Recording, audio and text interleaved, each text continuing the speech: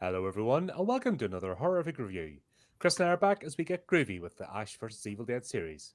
Ash has spent the last 30 years avoiding responsibility, maturity, and the terrors of the Evil Dead, until a dead-eye plague threatens to destroy all of mankind, and Ash becomes mankind's only hope. Sorry, folks, technical issues, life, Yeah, but of we're course here. it's me again. I'm becoming famous for it. I apologize. We are here. That's the main thing. But episode 3 and 4, I was expecting a drop off because you had mentioned that Sam Raimi wasn't the director for these, and Mhm. I thought it was pretty seamless. I enjoyed them just as much as I did the first two. What were your initial thoughts? Oh, yeah, like, I love this series. Like, there's no if, buts, or maybes about it. I'm biased. I love this series. It's dopey fun. Yeah, But it's got a good storyline. You know what I mean? It's a great pace. yeah, for sure. I think I've laughed more with this than I have a traditional comedy in a long time. It just ramps up the gore and the silliness and various things. Yeah, yeah. If anyone's a fan of the movies and hasn't seen this, like I hadn't seen it, you're missing out. It's Oh, been great. this is why the 2013 was it 2013 or yeah the reboot, the remake, got blown out of the water because at the end of that movie they had a scene with Bruce Campbell just going groovy, and then Ash vs Evil Dead, and then that movie was instantly forgotten about. Oh yeah, And then once this series actually came out, yeah, nobody cared. So that Maya character just got buried. gotcha, gotcha. I'm glad at least we got some more of these to look forward to. I know it didn't go as far as the fans wanted it to go. There's a whole mess up between season 2 and season 3. Basically, Stars, the channel that commissioned this, cancelled it because Okay. I don't know. Nobody watches that channel apparently, and Yeah, yeah. yeah, Maybe if it was on a different network, it would have gone further. Yeah. yeah. I think it was Netflix bought it and then finished off the third season. Okay. Gotcha. Gotcha. But yeah, we start off. We've got the whole race now. Everyone's heading for the bookstore. Got Ashes on the way. Um, what do you call her? Fisher. She's heading there, and then we've got Ruby. Yeah, I like the bookstore character. What was his name? Oh, Lionel. Lionel. Yeah, he was fun. I was bummed that he. Spoiler alert. I mean, if you're watching this, you realize that it's a bit of a spoiler. The show's Yeah, been out for 12 years. yeah. Come on, But folks. yeah, but I was a little bummed that he died because I thought he was a fun character.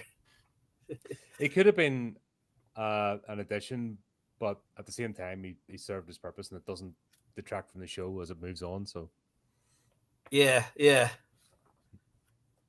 But yeah, no, there was a good way to just jump right into it after the last one. So, like I said, it felt seamless from Sam Raimi to the new director, whoever it is. Yeah, I think a lot of that's when people have a vision and others getting bored with it. I think the difference is when there's no vision and no plan.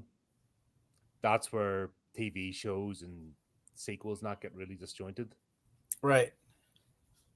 That's fair. Yeah, But even if he didn't physically direct, he's still the lore master. You know, he's kept a tight lid on this franchise. and he's obviously picked, or whoever the studio was picked. Good people. The succession plan was there. Yeah, Mm, yeah, and Bruce Campbell's executive producer as well throughout this, so it's not like it's just left. You know, there's the same vision of the Evil Dead uh, franchise is there. yeah.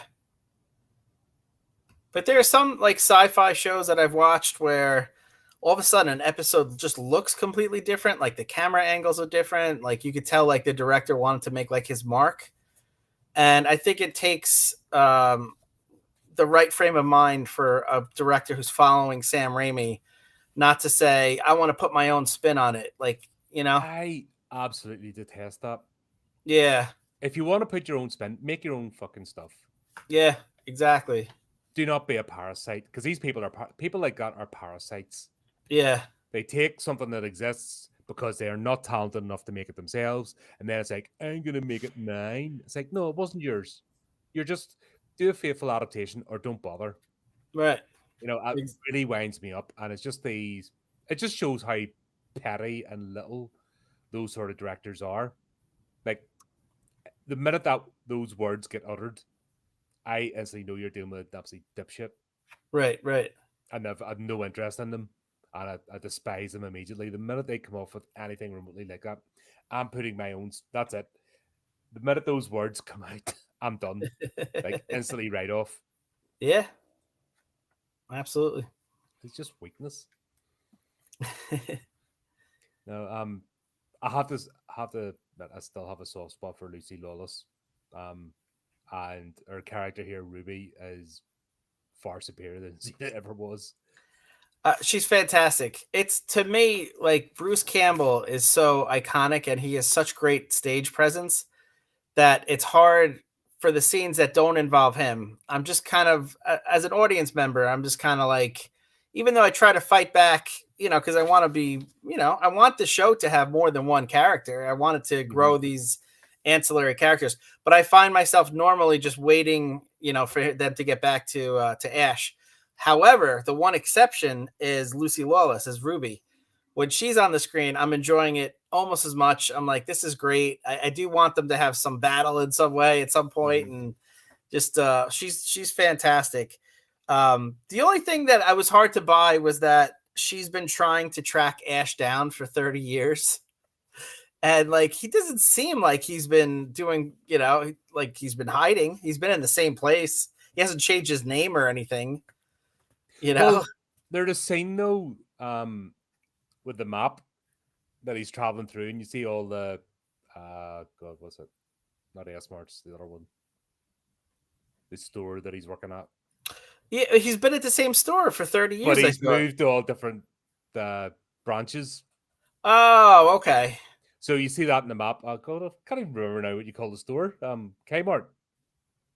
Yeah, it was formerly Kmart, and now it's I forget, S-Mart. Shop Smart. Shop S-Mart. Yeah. It's one of the other. Yeah, it's one of the other. You know what I mean? But he's been working on this store, but he's been moving around. But he's had the same manager for a while, and he's had the same Pablo's been there for a while. So maybe he's just been at this spot. Yeah. But I mean, outside of that minor question, I mean, Ruby is great. Yeah, I want to see more of her. I just love the scene where she goes to the parents' house where the scenes of it, episode 2 happened, and just grabs him out of the grave. Yeah. You're expecting her to be freaking out and like panicking, and instead just yeah. And then last week, get the hint that she's not quite human. There's something more going on. Yeah, something's going on. Yeah. And then, of course, we'll get to see the Kandarian dagger. See, I forgot. What was that from? This is a construct for the show. It's the only thing that can kill deadites, like, properly. Okay. Not just their body, not just the body that they're inhabiting, but actually their spirit as well. You never played the game, did you? No, the game features a Kandarian dagger. It's one of the okay. And yeah, it's something brought in for the TV show. Okay. Because the book, it's a Kandarian demon. That's what the book summons. Okay. Gotcha. The Deadites. But that's what it was introduced, was in the game. That's where people know it from. Well, the game was brought out after the TV show. Okay, gotcha. And then it becomes obvious as we go along. But yeah, this is the first scene. I see. The Kandarian dagger. Very cool. Yeah. Yeah, I just love the way. I don't know. This is actually there's something about this episode with the bookstore. It just brings so much together. Like, it's one I always remember throughout the whole series for some reason. I think just the whole trope of I'm going to summon a demon so they can help explain to me how to unsummon demons. It's just hysterical. But that's just a typical Ash thing to do, isn't it? Oh, it's great. It isn't great. Whoever came up with this that's awesome. Yeah. So now we'll have the formation of the ghost beaters. The ghost beaters, yeah. I hope that becomes like a recurring, trope where they just keep coming up with like different, more ridiculous names throughout the show. I think it is. Just... I think that would be hysterical. You could do like the demon destroyers or the evil eliminators. Like it'd be funny if it just got worse and worse every episode. Yeah. Ah, dear. So of course they go to the bookstore. We've got Lionel. We meet Lionel, the bookstore owner, and he just goes totally orgasmic. This is like his ultimate dream. Yeah, he was a great character that like a lot of TV shows have that one character whose primary job is to be like the man behind the the screen who's like just giving them information and stuff like that. I thought he was going to develop into that where like periodically, they would go back to him and he would tell them what type of demon they're facing. He was a good character. I always like the idea of in real life of people that devote their time and resources to studying something that like no one else seems to find valuable, like people who still study like Latin or like ancient languages that are defunct, or like a skill like an instrument that like no one else studies. There's just something cool about one or two people like carrying the torch on for all the people that it was so important at the time, hundreds of years ago or thousands of years ago. Like I don't know. There's something cool to that to me. Those few people that carry the torch. Yeah, and that's this harkens back to an age as well of bookstores and like lost tomes and rare books and bits of history and Yeah, hidden lore. And I love it, you know what I mean?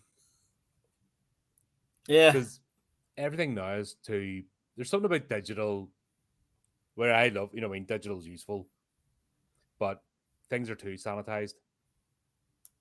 And we need that balance again of back to physicality and actually holding something in your hands. And yeah. And I always like the idea of like consulting with an expert, like a human being. mhm. Nowadays, so many people like you just want information, you just look it up, and you get like one generic answer that's AI driven, as opposed to like the nuance of a human person who studied this for their whole life and can interact with you. Like I miss that, Mhm. And anyway, this character just reminded me of that. Like I thought he was really cool in that way. Yeah, and that's it. And of course, that's where the Fisher comes in just randomly, just after poor Pablo. Yeah. Like talk about getting slammed right into the friend zone.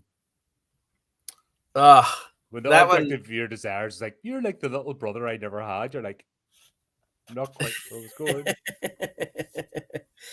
Yeah, that one hit close to home. I had a lot of those in high school. It's like, what, am I not edgy enough for you? And then the girl would be like, no, you're just not attractive and have a small penis. I was like, what? You want me to be more edgy? And like, no, it has nothing to do with that. I just wasn't getting it. So I felt bad for Pablo. Yeah, it hit home. I'm still bummed that they didn't get their own movie. Oh, yeah. What a wasted opportunity. I just don't know what they were playing at. Yeah. I feel like she's into Ash, which is only going to make Pablo like feel even worse. It was just that moment of, from episode 1, it was just that moment of there's nothing there, if that makes sense. But it was just that he's back, baby, sort of thing. Yeah. Nah, it was cool. But yeah, I just love Fisher arrives and about to arrest him, and then Pablo's just like bonk with a bone, big femur. Yeah, what do you think about the character of Fisher? This so far in the whole show, this is the one character that I haven't really enjoyed yet. And maybe you're not supposed to, because obviously she's she's tracking down the protagonist. Ash Williams is a beloved character. So maybe you're not supposed to like her, but it goes beyond just not liking her. Because Ruby is also against Ash, and I love her character. Mm-hmm. I haven't really like been I able think we're meant to to figure out Fisher as we go along. Basically, she's a by the numbers, by the book police officer. yeah, And she has been now thrust into this world under where all the rules are out the window. right. And she's somebody that just can't cope with that. She just wants to go back to normal. Yeah. And she's the one having the problem that there is no going back to normal once you encounter demons and magic and hell. You know, Right. once you realize that world and you become part of it, it changes you forever. Yeah, but And I don't know if it's the actress or if it's the writing for the actress. Probably the writing, but I haven't really gotten a sense of her character. I don't know her motivations. I don't know how she feels about a lot of things, aside from the fact that she's obviously freaked out and she lost her partner. But you don't really get much to backstory to the character. Maybe that'll come later on. But that's a bit of a journey. She's on a okay, journey. yeah, I think it's more. I think they expedited it more with Kelly and Pablo, so that they would team up. right, Sure, Kelly's still dealing with the loss of her parents, which is quite cool. You know, you still see that. It's not like next episode is all forgotten about. right, right, You yeah, know, that's actually quite cool. They managed to do that. No, she's still in shock, right. and well, Pablo idolizes Ash. You know, even beforehand, he's like Jimmy Olsen. Yeah, I can He's see that. the Clark Kent, if that makes sense. Yeah, Um, yeah, he's that sort of character, so he's already primed. Plus, we now find out when it comes to the next episode, he has a background and he's aware of the spirit world. He's aware of magic, so this is not new to him. It's just becoming a realization that I've done the wrong thing by turning my back on my heritage, sort of thing, my lineage. right, right. This comes obvious, so that's each character has a different journey. Just Fisher's having a different one because she is a by the numbers, by the book person, and she's got this realization that if she stays by the numbers, like if she just stays and waits for the inquiry and stuff, it's not going to go. She sort of had that realization that there's no way the inquiry and by the book is going to save her, and she just doesn't know how to operate outside of the book. Yeah. I think that's what I picked up from her character because obviously I've seen this, Right. and she's not like this the whole series. Okay. Yeah, maybe I just But gotta she's give on it her more. she's more on her time. own journey. But at the moment, she's going around like a loose cannon because she doesn't know how to operate. This is Ash's life. You know, ever since the first Evil Dead movie, you know, this is Ash's life. He just lives it because that's how he copes. Right. Kelly's still in shock. She's still figuring it out. You can see that sort of like that scene in the car when Pablo was asking her if she's all right and she's sort of far away. You know, she's still not quite there, as in what the hell's happening. She's just like completely dumbfounded. Yeah, yeah, yeah. Yeah. Which I like. That's what I mean for a dopey, supposedly dopey comedy show. There's a lot of depth, and not everyone's just cardboard cutout, all exactly the same, having exactly the same reactions. Yeah. I mean, there are certain comedies that, you could just expect slapstick, but for me, the funnier ones, the ones where I actually like enjoy the characters because I'm more invested in it. Like the slapstick, I'll chuckle a little bit, but I laugh more when I like actually resonate with the characters. And yeah, so far, for the most part, aside from Fisher, I've liked almost everyone that's been on the screen. Mm. Fisher's going to take a minute. Yeah, okay, I'll give her time. Yeah, but you can sort of see the journey she's going through of I don't know how to operate. Yeah, but I know I just can't play by the book anymore. But I've never done this, and she's just desperate to clear her name. That's her motivation. Right. She wants to clear her name, and she just wants to go back to normal. Yeah. But she's not going to get that luxury, you know what I mean? Because it doesn't seem like it. No. Like this episode just proves it. Yeah. Yeah, but yeah, sure. Let's just summon a demon. Why not?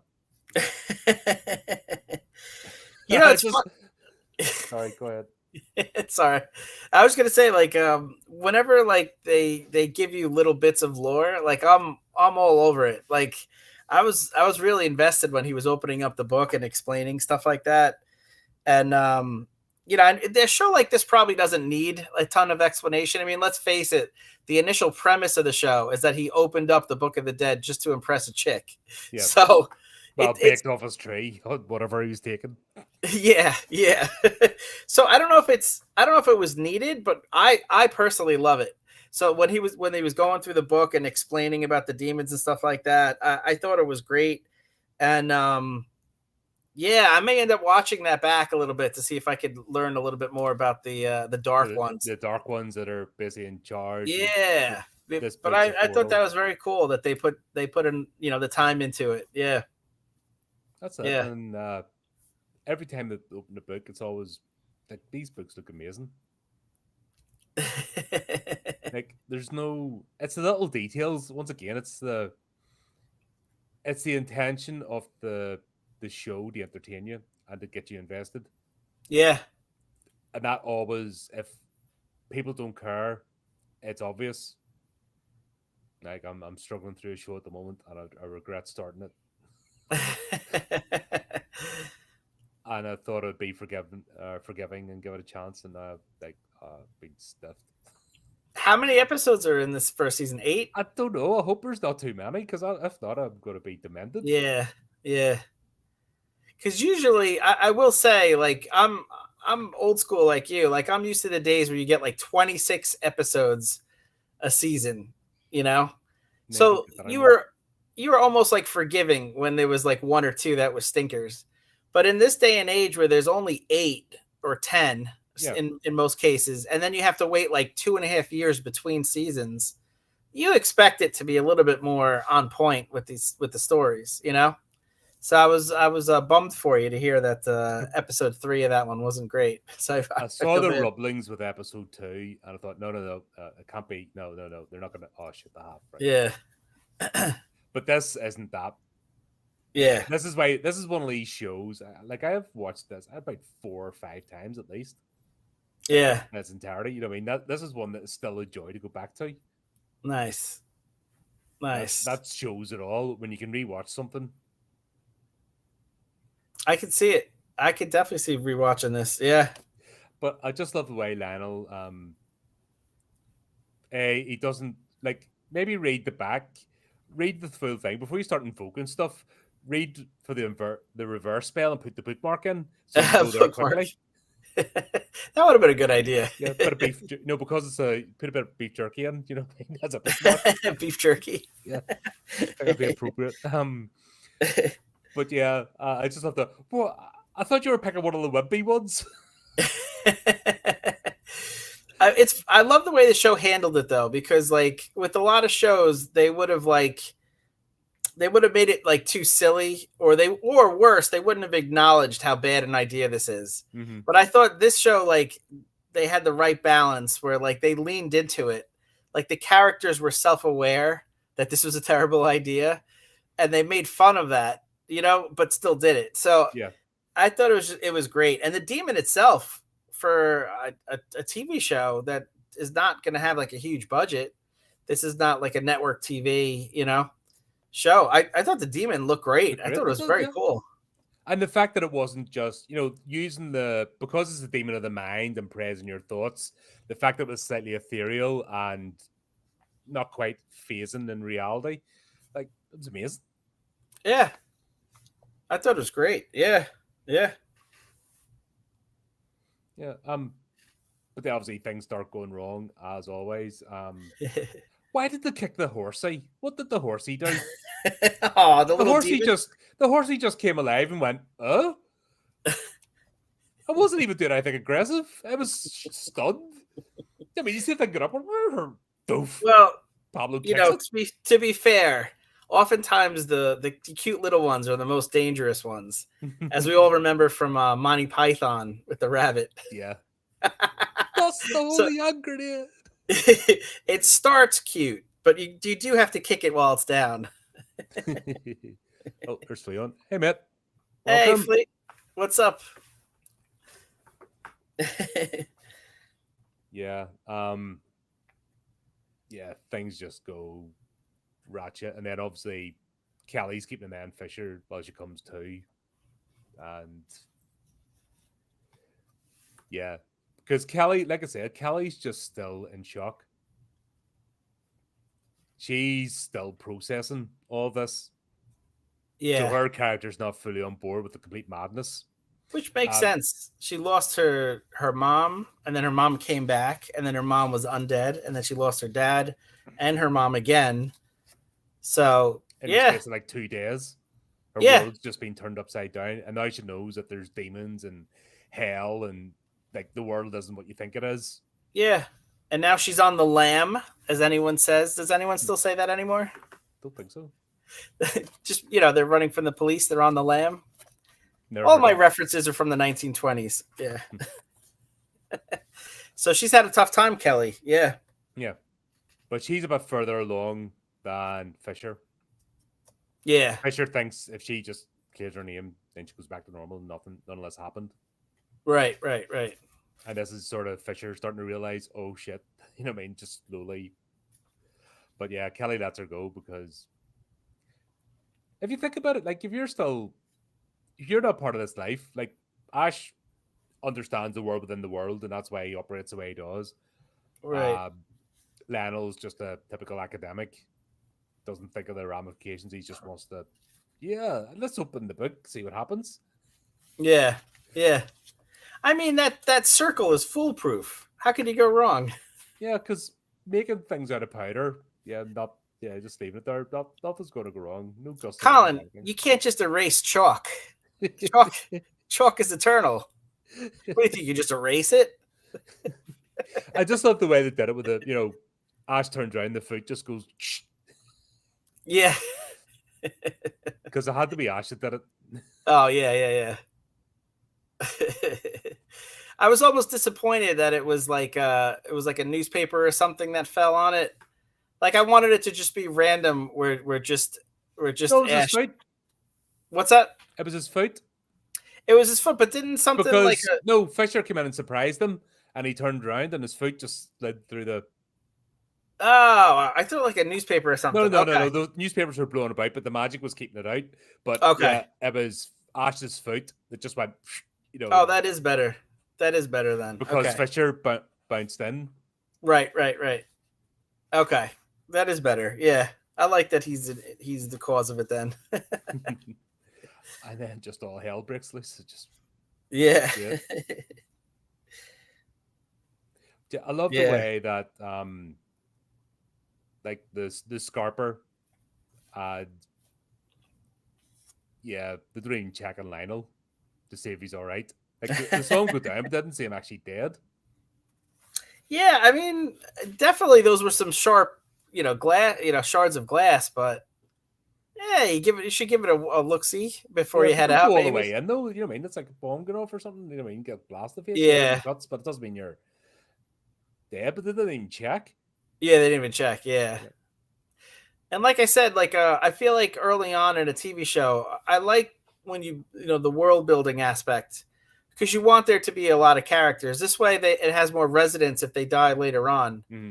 But so far, every new character they've brought in, seems, aside from like the manager, I guess who's still around, has kind of died, pretty quickly. Like the neighbor, the parents of Kelly. Did he not die in the car when he was in the backseat? What's that? The manager became a deadite. Oh, did he? Oh, so remember in the backseat? He was in the backseat of the Oldsmobile. Oh, that's right. So so even more of an example. It's hated you, Ash. And yeah, that's right. So even more of an example that there really hasn't been anyone aside from the uncle in the next episode. Mm-hmm. But I early on, I would kind of like to see them grow out the cast a little bit. This way, it has a little bit more resonance later on if you kill someone. If you're always killing someone in the same episode you're introducing them, it doesn't have quite the same hit. But be that as it may, it's still one of my favorite shows I've seen in a long time. It's the chaos, I think, of they're trying to put the genie back in the bottle as quickly as possible, so they're not thinking long-term strategy. Yeah. And of course, when you're doing that, it's never going to go right. Yeah. And I think they're just doing really well, just showing that. It's like, oh, shit, right, okay. This will fix it. Oh, no, it didn't. Shit, right. Next plan. But yeah, Ash tries to obviously welcome Fisher to the team, and she's having none of it. Yeah, yeah, yeah. Like I said, I'm gonna keep an open mind with her. I hope they develop her character more in the coming ones. Yeah, Yeah, like I said, she's just got a wee bit of a journey to go through. Try and figure yeah. it out. That was a tough way to end for her. This Yeah, she's busy handcuffed seeing. with a demon approaching with a long tongue. Yeah. I mean, that sounds like a regular Thursday night for you, but for most people, that's Yeah, I just love that cliffhanger. It's like, okay, right, she's in trouble. But another great episode next is yeah, Bruja, and yeah, this is basically they're heading to the uncle's house, the Pablo's uncle, to try and see if he can help. there was a lot of interesting stuff in this episode as we go through it, but yeah, I think it's tough. Those first three were all bangers, as the kids say. So it was going to be tough for the fourth one to live up to the first three. I feel like the fourth one didn't have quite as many laughs, but still had some really great moments, and it felt connected. Mm-hmm. So far, none of the episodes feel like it's a throwaway episode No, we're or following on from the events of the last one. You know what I mean? It's like a whole journey is happening. yeah. It feels like one continuous movie, which is Mm-hmm. great. Yeah. That's what I mean. I think that's what keeps me on board. Is that I see that it's not like the previous episode doesn't matter or it's just a bit of exposition. It's actually they're still in this sort of race against time. Right. Yeah, 100%. Yeah, the pace, it's a good point. The pacing has been great. It's that frantic pacing at the moment. Of right, we've got to get this sorted. What do we do next? Right. And the demon, obviously, the Kandarian demon doesn't want them to do it, so employing everything. And also, there's an element of revenge because obviously Ash has been messing up their plans for 30 odd years. Yeah, for sure. Yeah. They really want to get back at him. Yeah, I love the way as well. I think we knew it was going to happen. They're setting it up that Ruby was going to see a Fisher. Yeah, and I don't care what side she ends up on. She's just a lot of fun, and whenever she's on the screen, I almost like I don't know if she's going to end up being an ally of Ash's and or if they're going to fight each other. I think I prefer if they fight each other, but it doesn't matter. Like she takes up she eats the screen. What's the expression? Oh, eats up the scenes when she there. Eats up the seed. Thank you. Yeah. She's great. Definitely loving her character. Intrigued to know more. I love the connection to the first movie, and I love how they keep showing cuts of the first movie. Mm-hmm. I think that's a cool feature of the show. You know, it's such a shame that Army of Darkness was a different studio. Yeah, that's the only thing really screwing up this franchise is that Army of Darkness was done by a different studio. So you can't not relinquish the rights. You can't use any of the footage or anything. No, and that's why they can't get a big proper box set with everything. I gotcha. Like even Evil Dead Groovy collection was Evil Dead 1, 2, and the series. Because they're like, nah, we've got a little chunk of change here. We're not giving it up. Yeah. Studio politics is shit, man. Honestly. It really is. We went through that with the Tremor series. It's terrible when it just gets in the way of producing a good what the fans want, you know? Yeah, but they don't care. That these are the people that are behind the scenes, and I think I've said this loads of time. The people who are behind the scenes in creative projects are the worst people. Yeah, they're terrible. They're anti-creative, and I don't know, they ruin everything.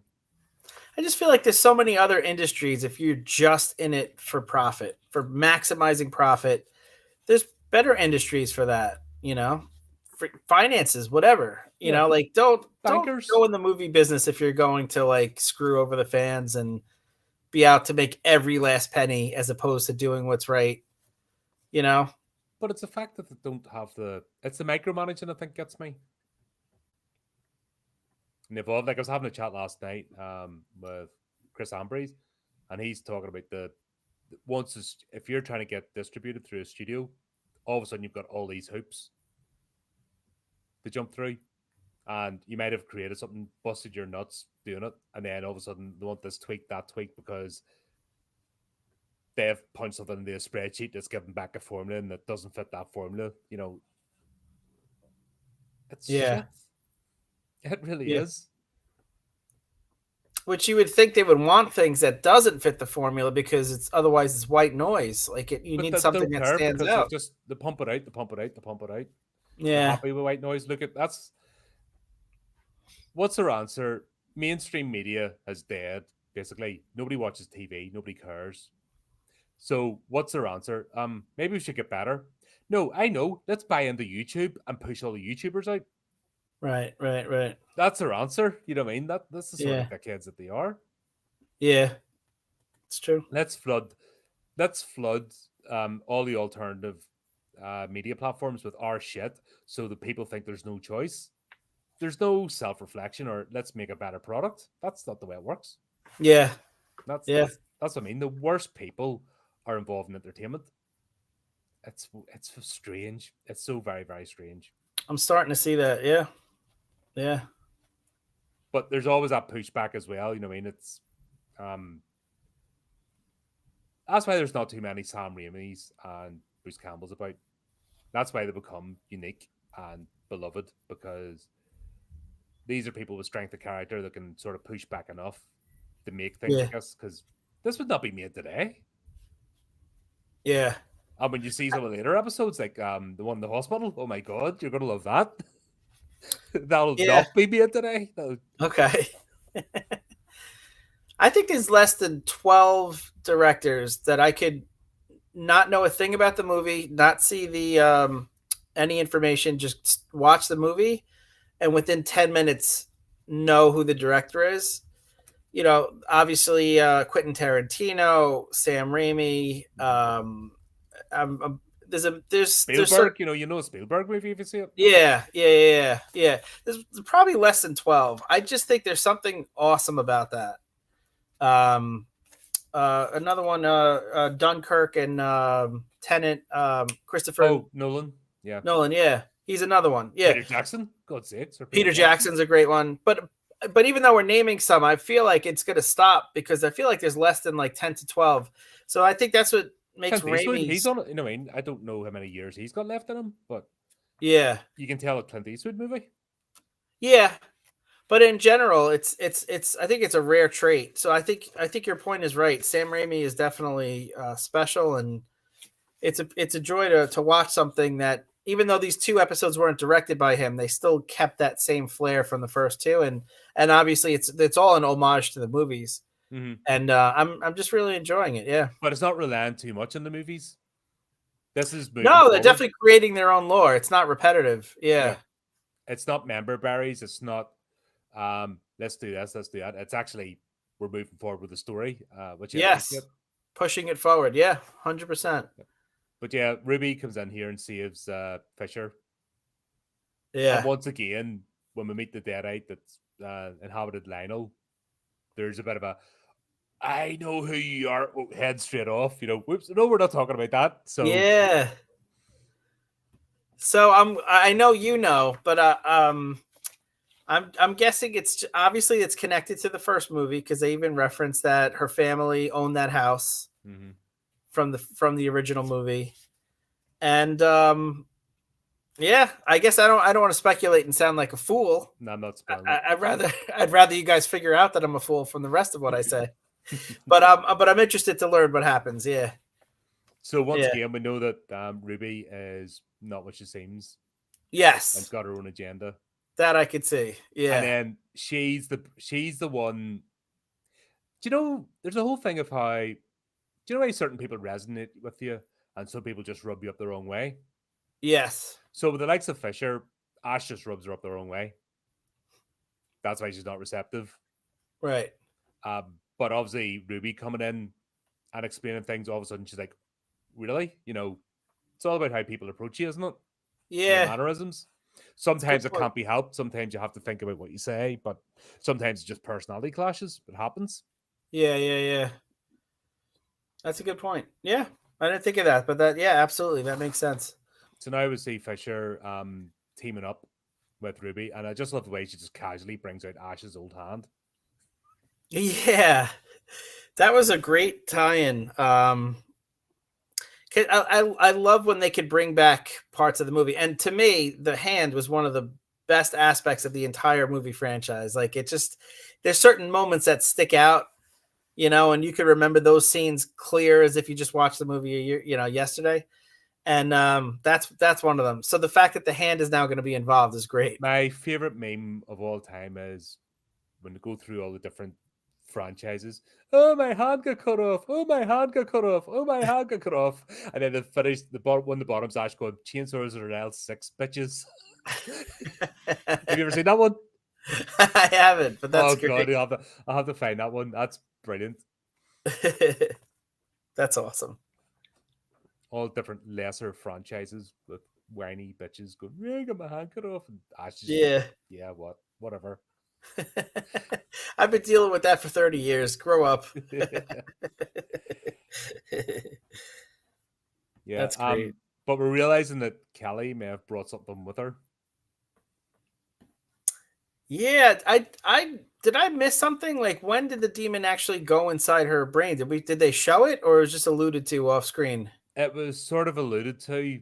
Okay. I mean, it just vanished, and then I think that was the idea that Eligos is just, he's not going away that simple. They didn't just get rid of him. Right. Which is also cool as well. The fact that, you're not getting rid of me that easy. Yeah, no, he's a great character. He's a great demon, and it's visually, it's evocative. It's so I'm glad that he's still gonna be around at least for another episode. I thought maybe I missed like a scene where he went in her brain, but it was just alluded to. Yeah, it's that the chaos of it, and then the aftermath. Once again, it's the pacing. If they had to stop to show it happen, it would have slowed the pacing right down. Of the third episode. So the fact is, straight away in the next one, you sort of say, "Oh, she's got this massive headache," and you start, "Oh, something's not right." And sure enough, yeah. And it's a fun trope of the movies where, one of the characters, one of the friends of Ash or love interest, gets turned into one of these things, but it just works. It's fun. I'm glad that they brought it back. Kelly was a great vessel for this. Mm-hmm. I thought she was awesome as a Deadite, or not a Deadite, but she was, her mind was taking over. Yeah. So I thought it worked really well in the episode. Yeah. And then it gives the actress a chance, gives Dana a chance to actually flip about, and which I like. That was something Star Trek used to always do well. Yeah. When they put the characters in different, like in the holodeck or something else, or alternate reality, and then they all flipped their characters and got to play different ones. Right. But you could always tell when they went evil because they had a goatee. Always, yep. It just gives it. Right. That goes back to Knight Rider. Knight Rider was the first to do that. Yeah. Do you not remember? Oh God, what do you call him? Basically, David Hasselhoff played the. Was it David? Oh, the old guy. No. Kit. He played his own twin brother, he played. Do you know why David Hasselhoff's Michael Knight was a pseudonym, and actually his face was the son of Knight. I forgot that part. That was an homage. That was a different. You mean it was actually face of God, I can't remember. It's not Devon's the old guy, but the actual owner of the Knight Corporation who would never meet. Okay. That was his son, and then his son appears, and it's basically David Hasselhoff with the goatee. Oh, okay. Have you not seen that? Oh gosh, if I did, it's like that's the original evil 35 goatee. years ago. That's the original evil goatee. Like that's TV history. I'm gonna go. You're getting so many links after this. Yeah. Rapid fire.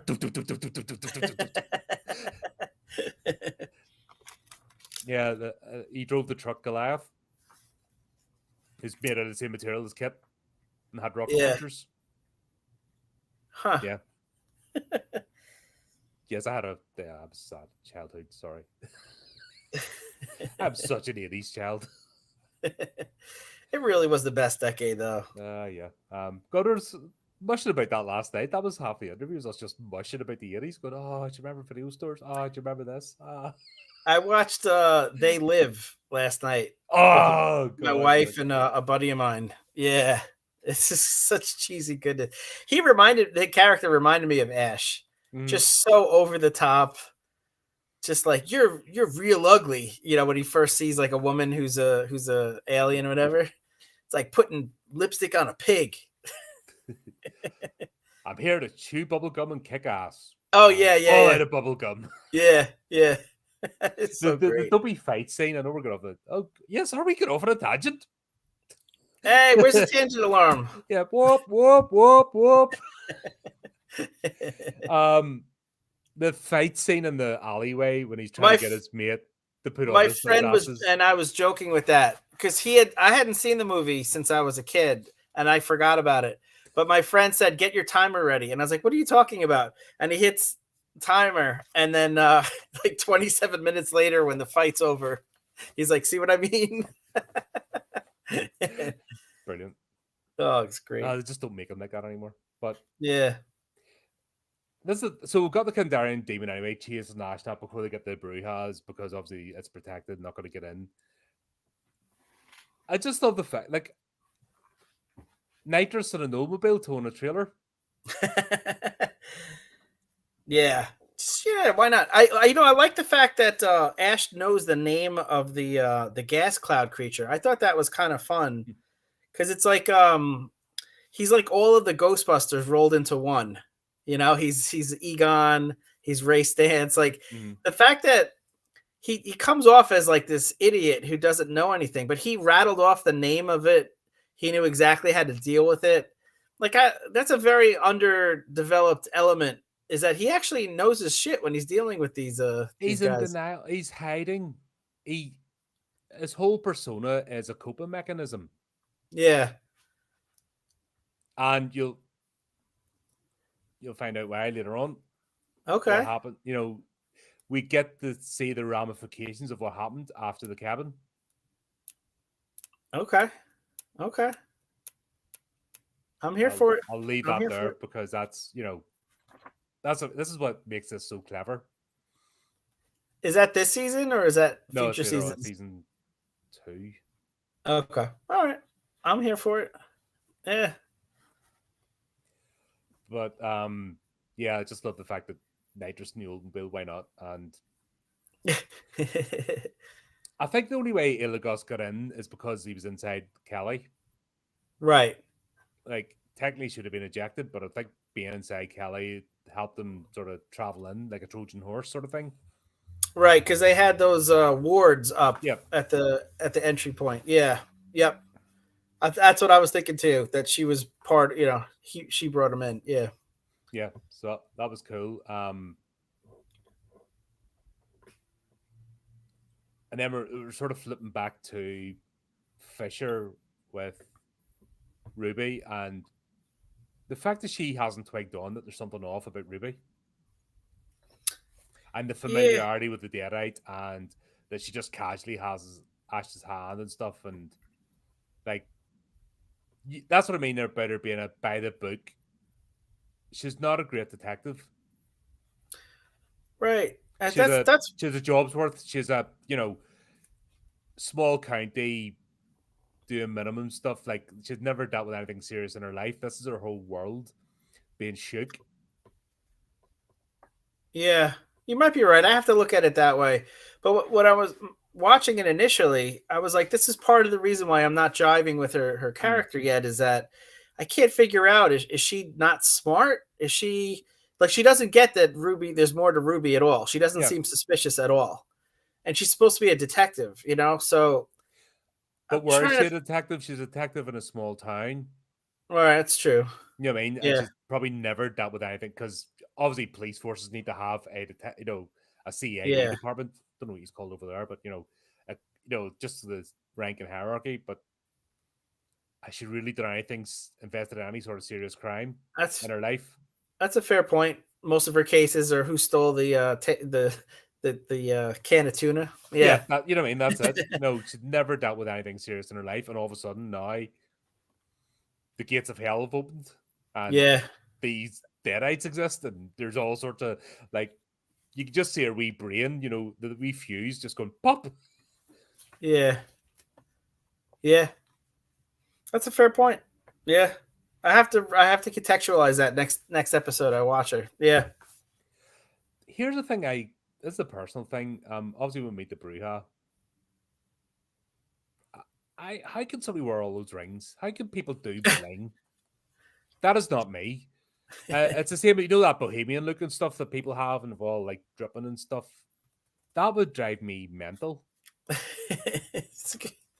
It's an odd question, but a good point. The last time I saw that many rings, there was a creepy black-haired girl climbing out of a well. I don't know. Just that, Yeah. that's going to be like pushing against your fingers and stuff. How can you actually operate and lift stuff? And it's strange. Yeah.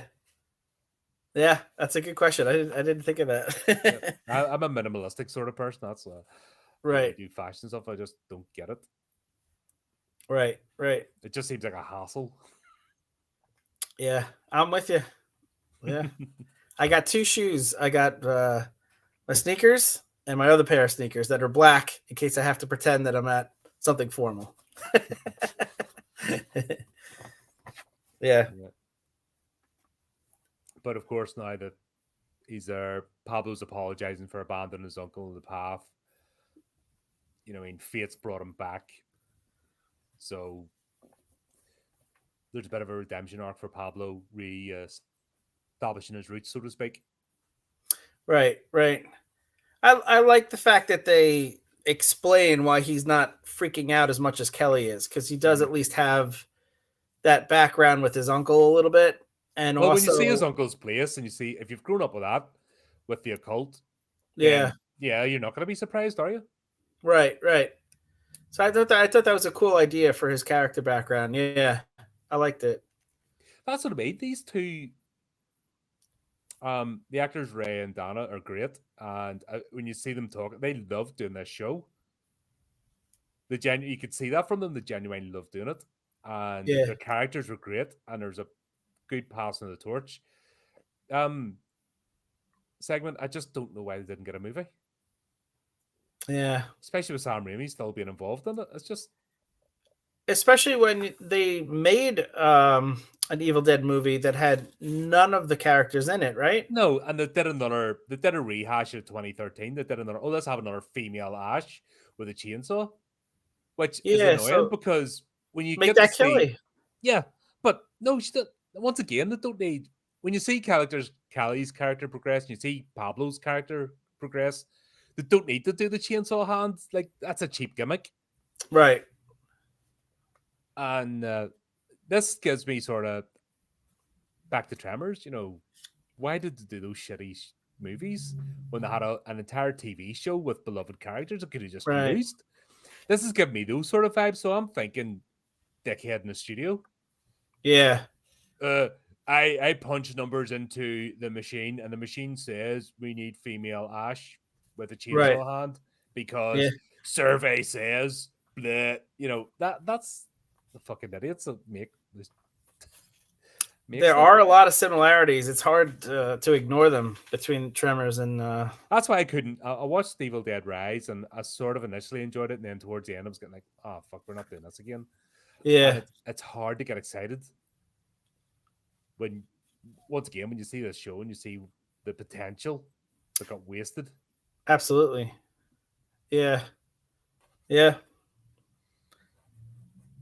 yeah, I love the way it's Ash is sitting down with the Bruja, and we're going to get stoned. I'm all up for that. Yay! The whole spiritual journey part was great. I think we learned some interesting things about Ash during this, but I think we learned some more interesting things than the casual viewer did. Did we? Yeah. Are we making out? Why are we both getting closer? But I have a theory about this. A crazy one. Another crazy theory? That's right. I guess we better get on to it then. Let's do it. Let's do it. It's a theory. It's a Chris. It's a theory. Chris's crazy theory. Oh god, that doesn't. I'm gonna have to get a new tinfoil hat. Hopefully I got new. this one I got is, new earphones. This one's seen better days. I got to make sure the antenna's working, and it doesn't look like a penis. That's the hardest part. Right. Hit me. But yes. Let me know when you're able to see the screen. I apologize for the technology in this one. Doink. Let's make us bigger. Good? Yep. We are good. Okay, cool. Okay, awesome. So, yeah, so just to take the audience back, so just a little bit of a background of when I started to get a hint as to what was going on. So, we're back with Lionel, and he says this book is a gateway to hell. And he says there was a group known as the Dark Ones, which I was intrigued by all of this. I did not take the time to translate all of the words shown, but maybe in a future episode. God's sake, you don't dedicate it at all. It's definitely full. I definitely have gotten lazy. I apologize. But yeah, so he's neither demon nor fully human. And it got me thinking. Oh yeah, and then we have this demon was great, and he's saying humanity's time is at an end, which is not something you want to hear. But it reminded me of From Dusk to Dawn. Whoops. So there was a famous quote, or at least famous to me, where he says, "If there is a hell and those sons of bitches are from it, then there's got to be a heaven. There's just got to be." And that's what I started to think about. If we did find out that there were demons in real life, this would actually be a wonderful thing, because then it would prove that the opposite is also true and that there's a heaven. So I skipped past that one a little too quick. Sorry. So, from the first of these two episodes, and even throughout the Evil Dead franchise, there's been a lot of references to the opposite of the demons. There's been, crosses. There's been allusions, even in some of the language. There's references to the holy side, to the opposite of the demon side that we see. So we see Ash. He uses, no, Jesus, I cuffed her to a table. He does use that phrase, and it's interesting how often he does later on, closer. I mean, so it just, to the casual viewer, they may see it as just, that's just a commonly used idiom. But I think there's more to it, because we have more evidence.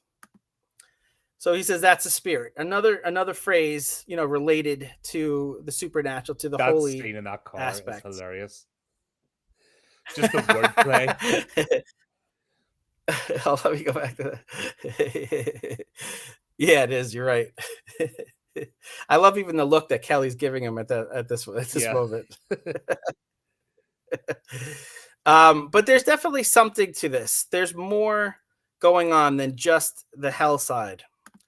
So he says, the answer might be inside me. And this is exactly where it started clicking for me, that I don't think Ash is what we know him to be, which is just a very lucky, very bravado human. I think there's absolutely more. And that was proven later on in the second episode, Bruja. So when he says that, there's some, the answer lies inside of me. It reminded me of Hamlet, of course. As it always does. Yeah, as I always go to. But to thine own self be true, right? That's a famous expression.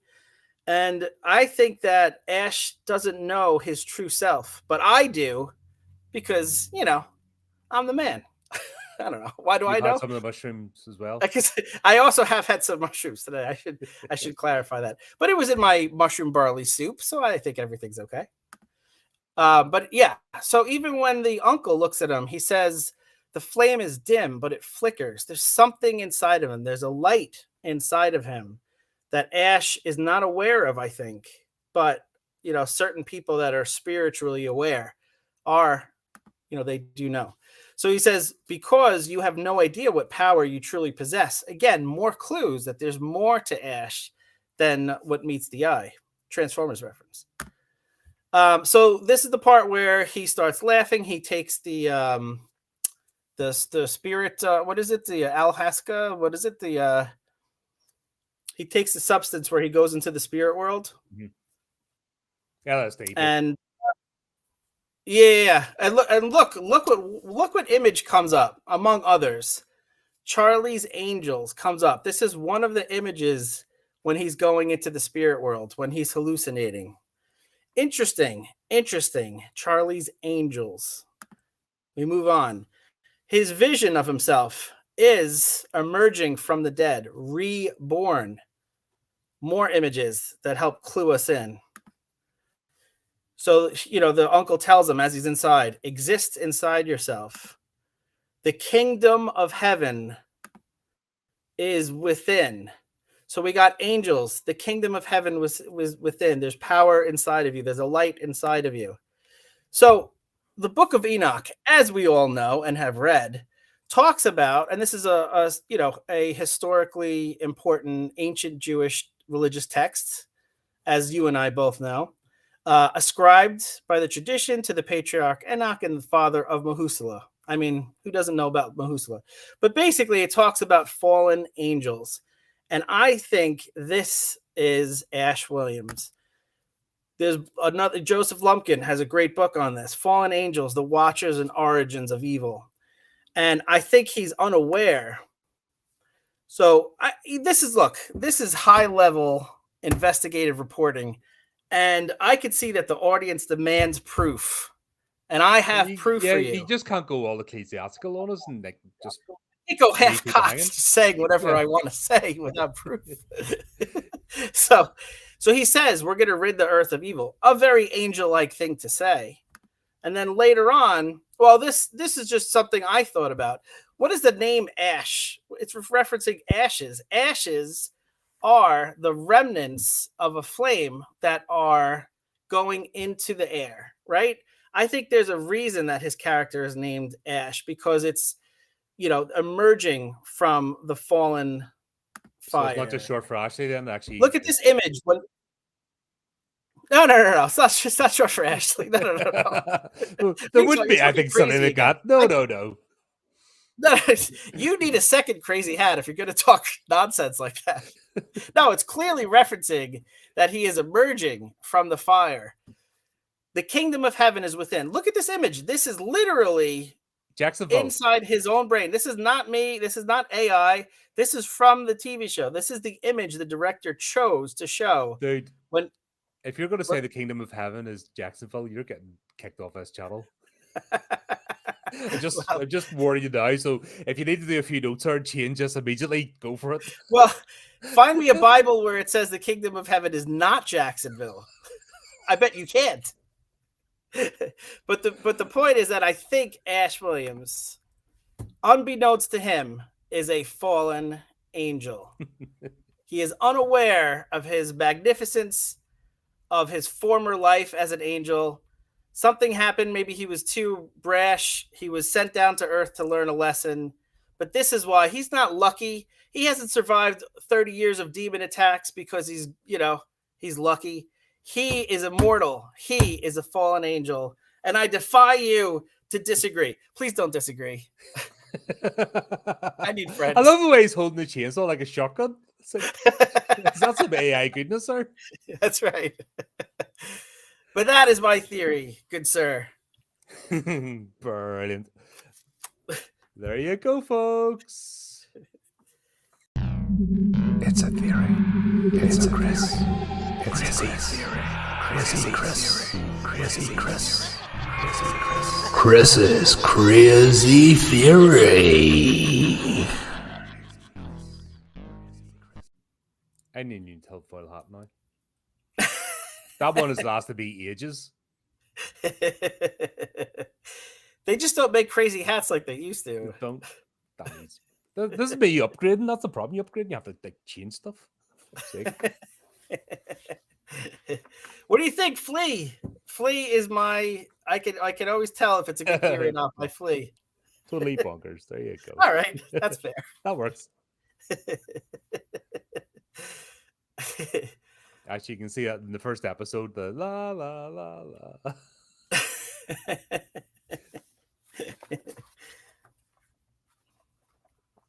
Ah, dear. Yeah, Ash's trip is great. Like and when Larry starts speaking as well, Yeah, having a that, chat with the him whole, the whole, with the the big whole lips, thing, all the image. Yeah, the big lipstick lips. It's like, okay, you're doing that then. I could have done for a whole episode in his dreamlike state. I thought that was awesome. And why Jacksonville? I did not get Jacksonville. That was great. Because he was planning to go there once. That's Yeah. where they were heading after the cabin. But why is that like his special place, his happy place? Because it was only meant to be a weekend away. They were only going for a weekend away in the cabin, and then he was heading on. They were heading on with their lives. Cheryl was going to college and stuff, and no, Cheryl's a sister. Who's his girlfriend? Ah, shit, I can't remember his girlfriend's name. So I forgot that. So that was an homage to the original movie. Yeah, that was. They were only meant to go in the cabin for a weekend, and then their world got turned to shit. So had they made it to Jacksonville, none of this would have happened to him, supposedly. Yeah, if they hadn't read from the book or played, they didn't even read the book. They played the tape. That's right. Remember the tape? It was a tape actually invoked us. Yeah. They didn't even read from the book. It was the tape that did it. It's been a while since I saw the first one. Usually when I rewatch them, I go right to the second one because it's just funnier. Yeah. Yeah, but there's a lot in the first one. You know what I mean? There's a reason why they're both valid. Right. Yeah. So it's yeah. So that was only meant to be a weekend. This is the thing. This is Ash basically saying, my life would have been this.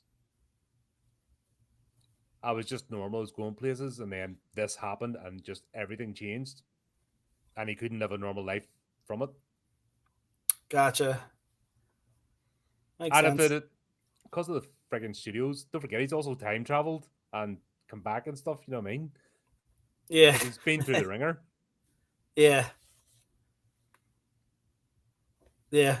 And he's the custodian of this book because he can't let everybody else have it. So his only way is to be the bumbling idiot and cope with his life. Right. This is all getting played out in this scene, which is cool.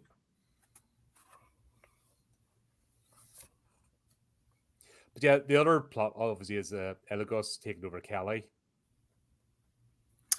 and he's starting to mess with things.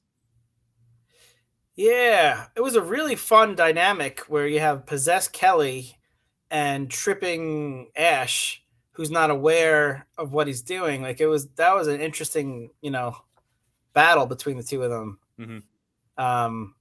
I kind of liked. Excuse me. I kind of like where that went. Yeah. Yeah, that's what I mean. Just he thought he was destroying Elagos, but then he's actually strangling Kelly, and because. That's it. He's trapped in his body, and no one else knows what's going on. They think it's just part of his journey. They don't realize what's happened. Yeah. So after my first thought of like, this is really cool, Kelly, possessed Kelly, my second thought was for Pablo. Now, granted, she's tried to kill him at least once with electrocuted him. But that aside, I think this is his best chance to actually get with Kelly. That was my thought. A possessed Kelly. Because it wasn't working the other way in the friend zone. No. But one thing demons like to do, they like to fuck around. So this could work out very well for Pablo. Yeah, that's it. Or not. Or be killed. It's really 50-50. Yeah, I'm not going to spoil the next episode. It's like the Black Widow spider, Yeah. The male spider's happy for a couple seconds. Yeah, and then it's all over. Yeah. Oh, hold on. That's like marriage. Yeah, we read episodes, and also we're left. This is carrying on, obviously. And yeah, we're at a crisis moment. nobody's quite figured out that Ellie Gus is there or what's gone wrong, but they know something's gone wrong. Right. And now we have obviously Ruby and Fisher now. He's teamed up with Fisher. They're heading to the scene. They're trying to catch up. Yeah. I'd say the best thing I could say, I mean, there's a lot of good things I could say about the show, but the best thing is it was very difficult at the end of this episode not to click play on the next one. Oh yes, it's bloody hard. But And I I've was seen these disciplined. before. What's that? I've seen these before. That's the thing. Yeah. And I still want to do it. Yeah, I try to wait until a couple days before the review so it's like fresh in my mind, Yeah. and I give you my. I don't want it to be like I watch it a second time, because sometimes your second time watching it, you might have a different opinion. So I want it to be like a raw. Yeah, it's not. It's a difference between an initial reaction. If you watch Yeah. something 20 times, then you're going to pick up things, and be repetitive. It's all about. That's why I try to do the reviews I do.